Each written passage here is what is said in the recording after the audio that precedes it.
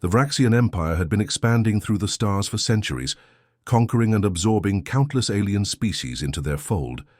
Their massive warships, dark as the void and shaped like jagged stones, moved silently through space as they charted new territories beyond the Orion Arm. It was during one such routine exploration that their long-range scanners picked up energy signatures from several small settlements on previously uncharted planets. "Life signs confirmed," reported Captain Doe to his superior. "The technology appears somewhat primitive. Early spacefaring civilization with minimal defensive capabilities." High Commander Bay stroked his ridged chin, his 6 eyes narrowing as he studied the holographic display. The settlements were small, spread across 3 planets in a resource-rich system. The humans had only established these colonies 20 years ago, and they remained vulnerable outposts far from Earth's protection. "These humans expand too quickly for their own good," Commander Bay said. "They take what is not theirs to claim. The resources in this sector will serve the Empire better." The decision was made quickly. 3 Vraxian battle cruisers were dispatched, 1 to each human colony. They approached under stealth technology, appearing suddenly in the skies above the settlements. The people below barely had time to register the massive shadows darkening their skies. On New Horizon, the largest colony with 15,000 residents, morning turned to night as the Vraxian ship positioned itself above the main settlement. Colony Governor Song was in the middle of a council meeting when the alarms blared. "Unknown vessel in orbit. All citizens seek shelter immediately," the automated warning system announced, its calm voice a stark contrast to the panic spreading through the room. Governor Song rushed to the communication center. "This is New Horizon Colony calling Earth Command. Unidentified vessel in orbit. Request immediate." The transmission cut short as the first energy blast hit the colony's power center. The Vraxians were methodical in their attack, targeting communication arrays, defense systems, and power generators first. With the colony's basic infrastructure crippled, they moved on to residential and food production areas. Similar scenes played out on the other 2 colonies, Hope's Landing and Promise Point. The attacks were swift, brutal, and efficient. Within hours, thousands of colonists lay dead, buildings reduced to smoking ruins. But something unexpected happened during the final moments of the attacks. As the colony's systems failed, emergency protocols activated deep beneath the surface of each settlement. Hidden transmitters, installed years ago for a purpose known only to a select few on Earth, powered up and sent rapid bursts of data. These weren't standard distress calls to Earth. Instead, they targeted coordinates in deep space, far beyond the reach of human exploration. The messages contained location data, attack details, and a simple code that had remained dormant for thousands of years. A young technician named Jin, badly wounded but still alive in the underground facility on New Horizon, watched in confusion as the hidden system activated itself. "What's happening?" he asked the colony's AI system, which was operating on emergency power. "Emergency protocol Dragon's Call initiated," the AI responded, "transmitting to preset coordinates." "Dragon's Call? I've never heard of that protocol," Jin said, watching the strange symbols flash across the screen before the system went dark permanently. Back on Earth, the news of the attacks spread quickly. Videos from the colony's final moments showed the devastating power of the Vraxian weapons. Public outrage and fear swept through the population. People demanded immediate military response, calls for revenge echoing across social media and news channels. Yet the official response from Earth's united government was strangely measured. President Choi addressed the world in a calm, almost confident manner that puzzled many observers. "These unprovoked attacks on our peaceful colonies are a tragedy that will not go unanswered," she said. "However, we must act with wisdom rather than rashness. We have initiated evacuation of our remaining frontier colonies and have sent diplomatic envoys to attempt communication with the aggressors." Behind closed doors, high-ranking military officials questioned this approach. "Madam President, with all due respect, this response makes us look weak," General Moon argued in the secure Situation Room beneath New Geneva. "We should mobilize the fleet immediately." President Choi exchanged glances with Defense Secretary Kang, who nodded slightly. "The Vraxians outgun us 10-1, General," she replied. A direct military confrontation would be disastrous, but rest assured, we are not as defenseless as we appear." "What does that mean?" the general pressed. "It means," Secretary Kang said quietly, "that protocols established long before any of us were born have been activated. The Dragon's Call has been sent." "Dragon's Call, what is that?" President Choi smiled faintly. "Something the Vraxians will soon wish they had known about before attacking us. For now, we evacuate our people and wait." As Earth ships rushed to evacuate the remaining colonies, the Vraxians watched with confusion. Their intelligence suggested humans would fight back desperately, yet they seemed to be retreating without resistance. High Commander Bay ordered his fleet to prepare for a push toward Earth itself, unaware that the strange signals from the dying colonies had reached their destination, awakening something ancient and terrible in the depths of space. The message had been received, and they were coming. Deep beneath Mount Cheyenne, hidden from the public by layers of security clearances and government secrecy, Dr. Kim Sun swiped her access card through the final checkpoint. The heavy metal doors slid open with a soft hiss, revealing the archive, humanity's most classified repository of information. "Access granted, Dr. Kim. Level Omega clearance confirmed," announced the security system.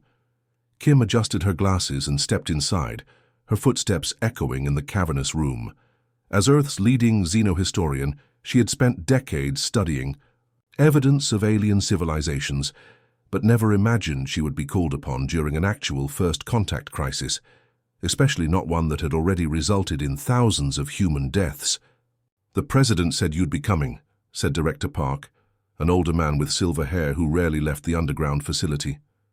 "You're here about the Dragon's Call protocol." Kim nodded. "I need to know what we're dealing with.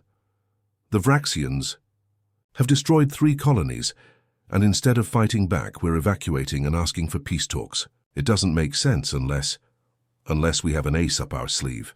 Park finished for her. He gestured toward a secure terminal in the corner. "It's time you learned the truth. Only 23 people on Earth know what I'm about to show you." The terminal required both their biometric signatures to unlock. As the screen illuminated, Kim found herself looking at images that made her scientific mind reel. Ancient cave paintings from multiple continents, all depicting similar creatures. Massive serpentine beings descending from the stars. "Dragons," she whispered. "These appear in mythologies across the world." "They weren't myths," Park said simply. 12,000 years ago, Earth was visited by a spacefaring species. We call them the Draconis. For the next hour, Kim absorbed information that rewrote everything she thought she knew about human history. The evidence was overwhelming. Genetic markers in ancient human DNA showing deliberate modifications, archaeological findings of materials impossible to create with prehistoric technology, and, most convincing, records left behind by the visitors themselves. "So our legends of dragons," Kim started, "were based on actual encounters," Park confirmed. "The Draconis were massive beings, some over 50 meters long. They possessed technology so advanced it appeared magical to our ancestors. They could manipulate matter, harness energy from stars, and travel between solar systems with ease. The record showed that the Draconis hadn't come to conquer. Their ship had been damaged, forcing them to land on Earth for repairs. They encountered early human tribes and, surprisingly, found kinship with the curious, adaptable species. Why? "Haven't I heard about this before?" Kim asked, scrolling through translations of Draconis records. "This changes everything we know about human development. Because they asked us to keep it secret," Director Park replied. "The Draconis weren't just travelers. They were refugees, hiding from something. They feared that contact with us might put both species in danger. During their time on Earth, the Draconis shared knowledge with humans. Not advanced technology that would disrupt natural development, but foundational concepts that accelerated human understanding of agriculture, architecture, and medicine. This explained the sudden leaps in human civilization that had always puzzled historians. Our rapid advancement after the last ice age," Kim realized. "It wasn't just favorable climate conditions. It was a gentle push in the right direction," Park said. "They saw potential in us. They believed humans could one day join them among the stars as equals." Kim paused at footage of what appeared to be a ceremonial gathering, ancient humans and towering iridescent beings that could only be the Draconies, gathered around a strange object. "What am I looking at?" she asked. "The signing of the pact," Park explained. "Before they left, the Draconies created a defense agreement with humanity.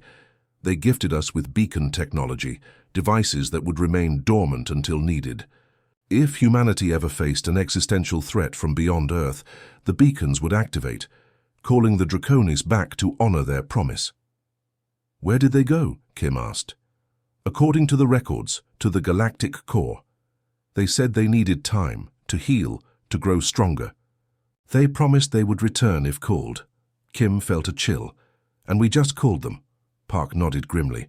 "When the colonies were attacked, the emergency protocols activated automatically. Beacons hidden beneath each settlement sent the distress signal toward coordinates that have been preserved for thousands of years." He pulled up a new screen showing signal telemetry. "This is happening now. For the first time in 12 millennia, the Dragon's Call has been sent." "Do we know if they'll respond?" Kim asked. "Or if they even still exist?"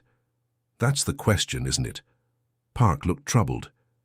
12,000 years is a long time, even for a species as advanced as the Draconies, but the beacons were designed to reach them regardless of distance or time. Kim stared at the display showing the signal racing outward into deep space. "What do we tell people? The public is demanding we fight back against the Vraxians." "We tell them nothing yet," Park said. "The president is stalling for time. If the Draconies are still out there and honor the ancient pact, the Vraxians have made a terrible mistake. If not..." He didn't finish the sentence. As they spoke, deep space monitoring stations began picking up unusual gravitational readings from the direction of the galactic core. Something massive was moving toward Earth, bending space-time itself. "Director," called out a technician, his voice shaking, "you need to see this." On the main screen, energy signatures unlike anything in human records were appearing at the edge of the solar system. "Are those ships?" Kim asked, her mouth suddenly dry. Director Park's expression was a mixture of awe and vindication. "No, those are dragons, and they've heard our call."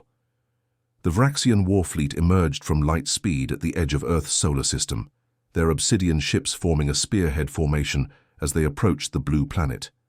97 vessels strong, led by the massive dreadnought Eternal Dominion. They moved past Neptune's orbit with cold precision. Earth's military satellites captured their advance, sending images back to the United Defense Command Center buried deep beneath the Rocky Mountains. Admiral Yoon stood before the holographic display, hands clasped behind his back, watching the alien armadas approach with a forced calm that belied the tension in the room. "They're broadcasting on all frequencies," reported Communications Officer Han, her fingers dancing across her console. "Translating now." The harsh clicking language of the Vraxians filled the command center, quickly followed by the computer's translation. "Attention, primitive human species. Your resistance is unnecessary and inefficient. The Vraxian Empire claims this system and all its resources. Submit to immediate occupation and population processing. Resist, and we will reduce your cities to ash as we did your pathetic colonies." The room fell silent. Earth's combined fleet numbered only 32 ships, none as large as even the smallest Vraxian cruiser.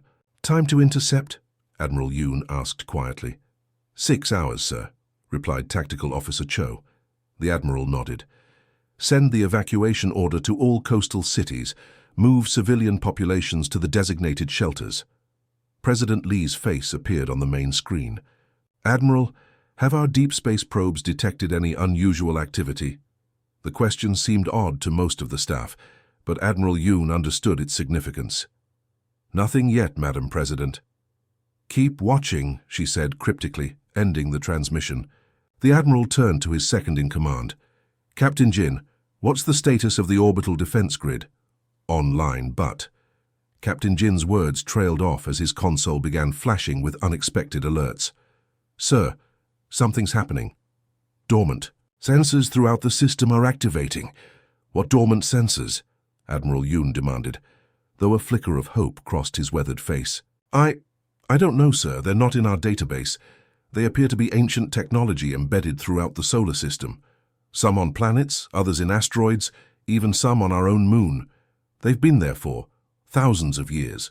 On the main screen, the sensors appeared as points of light throughout the solar system, forming a perfect sphere around Earth. They pulsed with increasing intensity, sending data streams in an unknown language.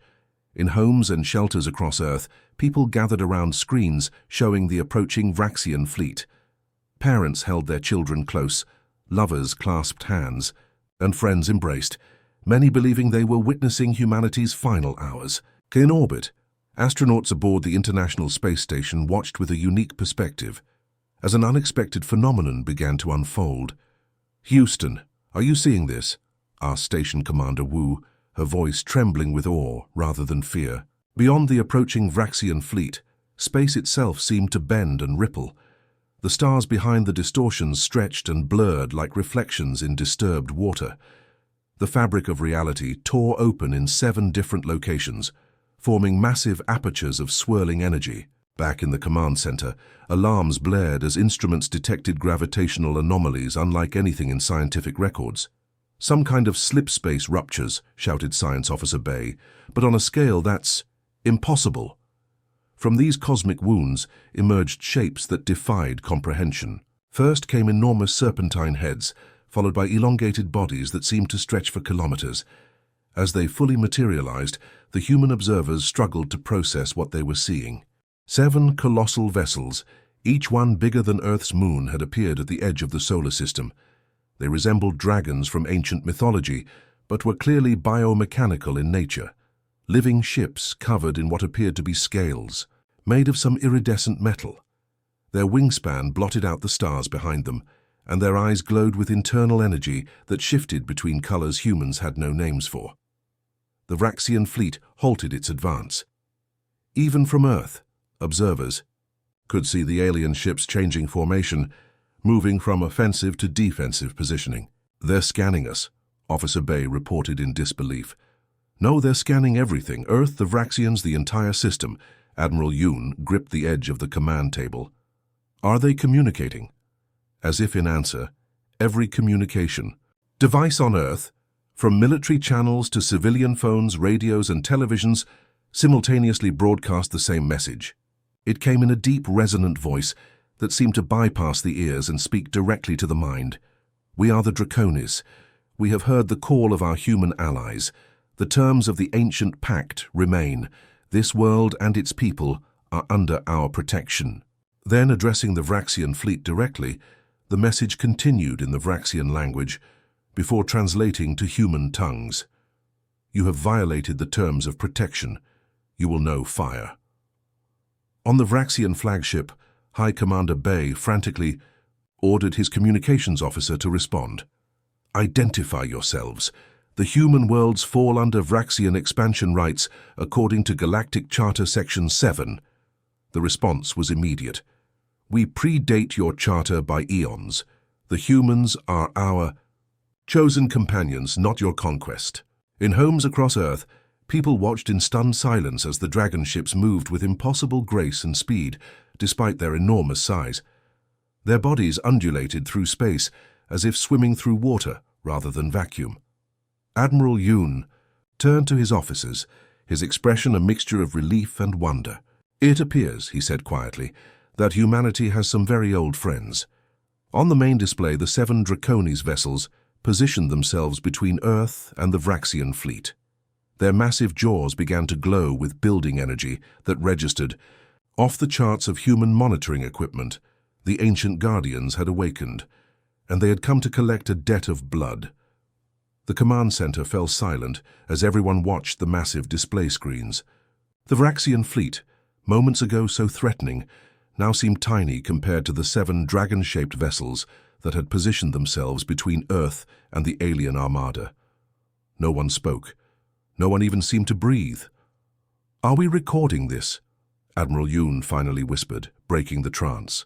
"Every satellite and telescope on and around Earth is capturing this, sir," Officer Bay replied, her voice equally hushed. The smallest of the Draconies vessels, still larger than the largest Vraxian dreadnought, moved forward. Its long, serpentine body rippled with colors that shifted like oil on water, metallic scales catching the distant sunlight. Without warning, its massive jaws opened wide, revealing what looked like stars burning within its throat. "Energy buildup detected," announced Tactical Officer Cho, his fingers flying across his console. "It's like nothing in our databases, reading as both matter and energy simultaneously." The Vraxian fleet began emergency evasive maneuvers, ships scattering in all directions like startled fish.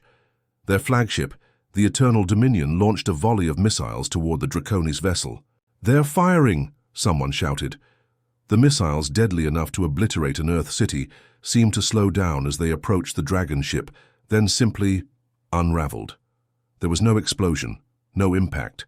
The weapons simply ceased to exist, their component atoms seeming to drift apart like dust in the wind. Then the Draconies attacked. The creature's jaws snapped forward, releasing not a physical projectile but a stream of what could only be described as living fire. It moved like a liquid, yet burned like a star, twisting through space with deliberate purpose. The fire caught the nearest Vraxian ships, but rather than exploding, the vessels simply disappeared, consumed by flames that somehow bent space itself around them. "What are we seeing?" demanded President Lee over the secure channel. "Is this some kind of matter conversion weapon?" "I don't think those are weapons at all, Madam President," replied Dr. Kim, who had joined the command center. "I think that's just how they breathe." The other 6 Draconies vessels joined the attack, their movements coordinated like dancers in some cosmic ballet. They moved with impossible speed despite their size, their bodies flowing through space as if it were water. Each unleashed their own torrent of space-warping fire, each stream a different color: cobalt blue, emerald green, molten gold, yet all equally devastating. Within minutes, over half the Vraxian fleet had vanished, leaving not even debris behind. The remaining ships attempted to flee, engaging their faster-than-light drives, but the Draconies somehow prevented their escape, creating gravitational distortions that trapped the alien vessels. "The Vraxian flagship is hailing us." Communications. Officer Han reported. "Put them through," Admiral Yoon ordered. The frightened face of High Commander Bei appeared on screen. "Humans, call them off. We surrender. We recognize your sovereignty." Before Admiral Yoon could respond, the transmission cut off, replaced by a new signal. The screen showed what appeared to be the interior of one of the Draconies vessels, a vast organic chamber lined with what looked like a combination of living tissue and advanced technology. In the center stood a being unlike anything humans had ever seen. Though vaguely humanoid in shape, it stood nearly 4 meters tall with iridescent scales covering its body and eyes that shifted through colors no human language had names for. When it spoke, its voice resonated with harmonics that made the very air vibrate. "We would speak with Earth's leaders," it said simply. Within minutes, a secure neural link was established. In the presidential bunker beneath New Geneva, President Lee sat with her closest advisors, including Commander Park Ji, who wore a neural interface crown that allowed direct communication with the Draconies vessel. "I am Zoriel, matriarch of the Draconies Collective." The being introduced itself through the neural link. "We have returned as promised. We are grateful for your intervention," President Lee replied. "But we have many questions." "As do we," Zoriel responded. "Your species has advanced rapidly since our departure. This pleases us." Through the neural link, Commander Park experienced not just words, but images, emotions, and memories, some his own, some belonging to the ancient beings. He saw the galaxy as it was 12,000 years ago, witnessed the Draconies traveling between stars, watching over dozens of young species with potential. "You seeded life throughout the galaxy?" he asked in awe. "We guided evolution where—" "We found promise," Zoriel corrected. "Many species showed intelligence. Some showed wisdom. A few showed compassion." Images flowed through the link. Various alien species across thousands of worlds, some familiar from Earth's science fiction, others beyond human imagination. But humans were different, Commander Park realized, seeing through borrowed memories. The neural link showed a damaged Draconies scout ship crash landing on prehistoric Earth. Local human tribes discovered the injured dragon-like being. Instead of fleeing or attacking the alien creature, they brought it food and water. treated its wounds with primitive medicines, and protected it from predators until its own kind arrived. "You were the only ones who showed kindness to a stranger," Zoriel confirmed. "Other species attacked out of fear or tried to steal our technology.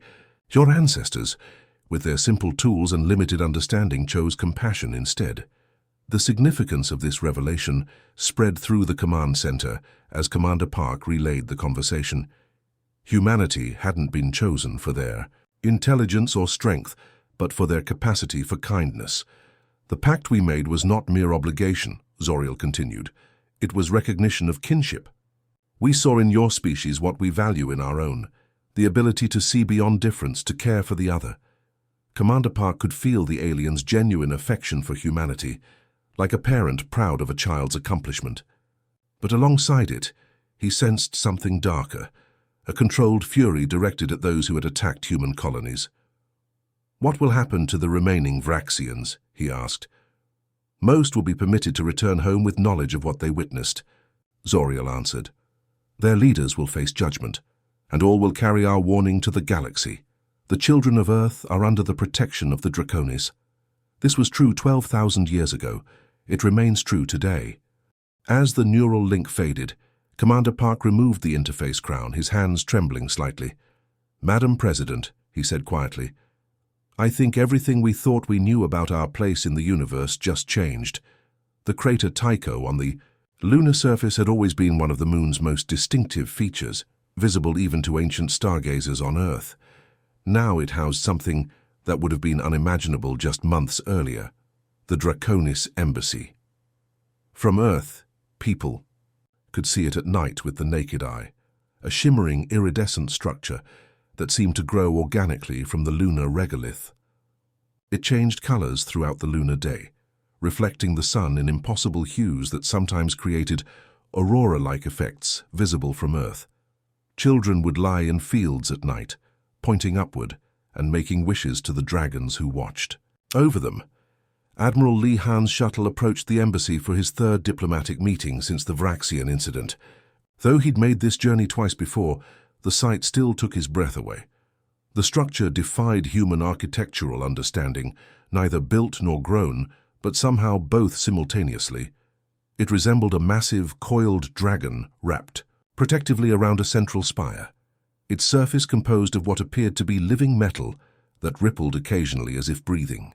"Lunar approach complete," announced the pilot. "Embassy docking protocols received and locked in." Admiral Li straightened his uniform. At 62, he had never expected to become humanity's primary military liaison to an ancient alien species. His diplomatic skills had been honed over decades of international tensions on Earth, but nothing had prepared him for negotiating with beings whose very concept of time and space differed fundamentally from human understanding. "Remember," he told his small team of specialists, "the Draconis perceive multiple timelines simultaneously. Try to keep your questions direct and rooted in the present." The shuttle docked smoothly inside what humans had dubbed the Dragon's mouth, an opening in the embassy structure that adjusted its size to accommodate various vessels. Inside, the atmosphere and gravity matched Earth's perfectly, though the lighting had a quality that made colors appear deeper, more vibrant. Waiting. For them was Talon, their Draconis contact. Though all Draconis were massive by human standards, Talon was considered young and small among their kind, a mere 3 meters tall in their bipedal form. Their scales shifted between deep blue and purple as they greeted the human delegation, with a graceful bow. "Admiral Li, we are pleased by your return," Talon said in perfect Korean, then switched to English for the benefit of the others. "The matriarch awaits in the convergence chamber." As they walked through corridors that seemed to reshape themselves subtly with each visit, Admiral Li marveled at how quickly humans were adapting to this new reality. 3 months ago, most people didn't believe in aliens. Now, children played. With Draconis-inspired toys, fashion designers created scale-patterned clothing, and university applications for xenobiology programs had increased 1,000-fold. The convergence chamber was a vast, dome-shaped room where important discussions took place. In the center stood Zoriel, the Draconis matriarch, towering even over other Draconis at nearly 5 meters tall. Her scales contained every color imaginable, shifting constantly like a living kaleidoscope. "Admiral Li Han," she greeted, her voice resonating through the chamber. "You bring news?" "Yes, matriarch," Li replied with a respectful bow. "Earth's united government has ratified the partnership agreement. All nations have signed, though some had additional questions about the technology sharing provisions." Zoriel's expression was unreadable to most humans, but Li had learned to recognize the subtle crest-raising that indicated pleasure. "Good. The universe has changed, Admiral.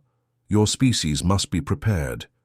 Behind the matriarch, a 3-dimensional display activated, showing a map of the galaxy with thousands of points of light representing various civilizations. Li noticed that Earth was now highlighted with a distinctive marker, connected by lines to 7 major alien confederations. "The news of our return has spread," Zoriel explained, "as has word of our protection of humanity. Already, 17 species have requested diplomatic relations with Earth." Li's assistant, Dr. Cho, couldn't contain her excitement. 17. We've only had contact with the Vraxians before you arrived." "Many watched from afar," Talon explained. "Some with curiosity, others with caution. Few dared approach while your status was uncertain." "And now?" Admiral Li asked. "Now," Zoriel said, her massive claws gesturing toward the display, "you are the protected allies of the Draconis. Your status has changed considerably. On a smaller screen, human delegates watched footage from the Vraxian homeworld. High Commander Bay, now stripped of rank, stood before his people recounting what he had witnessed. The Vraxian government, faced with evidence of the Draconis' power, had publicly renounced all claims to human territory and issued formal apologies for the colonial attacks. "The prisoner transfer is complete?" Admiral Li asked. "Yes," Zoriel confirmed. "The surviving Vraxian leadership has been returned to their homeworld with complete records of what transpired. They will serve as living reminders of the consequences of attacking human settlements." As the meeting continued, they discussed the implementation of the partnership agreement. The Draconis would not simply hand over their most advanced technologies. That would be like giving a child a fusion reactor, they explained. Instead, they would guide human development, helping Earth scientists build upon their existing knowledge at a pace that wouldn't destabilize human society. Already, the first wave of shared innovations was transforming Earth. New energy systems had eliminated dependence on fossil fuels. Medical breakthroughs were curing diseases thought incurable. Space travel within the solar system had become as routine as flying between continents. After the formal discussions concluded, Admiral Li found himself alone with Zoriel on an observation platform overlooking the Earth. "There is something I must ask," he said quietly. "Why did you leave for so long? 12,000 years?" Zoriel's many-colored eyes fixed on the blue planet. "Time moves differently for us, Admiral. And we had enemies.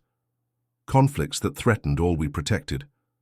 We withdrew to the galactic core to rebuild our strength, to ensure that when we returned, we could fulfill our promises.